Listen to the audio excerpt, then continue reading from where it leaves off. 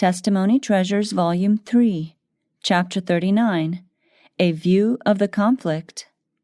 In vision, I saw two armies in terrible conflict. One army was led by banners bearing the world's insignia. The other was led by the blood-stained banner of Prince Emmanuel. Standard after standard was left to trail in the dust, as company after company from the Lord's army joined the foe, and tribe after tribe from the ranks of the enemy united with the commandment-keeping people of God. An angel flying in the midst of heaven put the standard of Emmanuel into many hands, while a mighty general cried out with a loud voice, "Come into line! Let those who are loyal to the commandments of God and the testimony of Christ now take their position. Come out from among them, and be ye separate, and touch not the unclean, and I will receive you, and will be a father unto you, and ye shall be my sons and daughters. Let all who will come up to the help of the Lord against the mighty." The battle raged.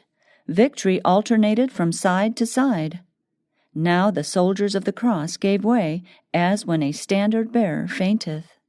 But their apparent retreat was but to gain a more advantageous position. Shouts of joy were heard. A song of praise to God went up, and angel voices united in the song, as Christ's soldiers planted his banner on the walls of fortresses till then held by the enemy. The captain of our salvation was ordering the battle and sending support to his soldiers. His power was mightily displayed, encouraging them to press the battle to the gates.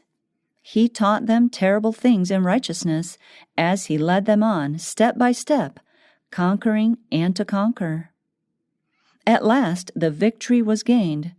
The army following the banner with the inscription, "The 10 Commandments of God and the Faith of Jesus," was gloriously triumphant. The soldiers of Christ were close beside the gates of the city, and with joy the city received her King. The kingdom of peace and joy and everlasting righteousness was established.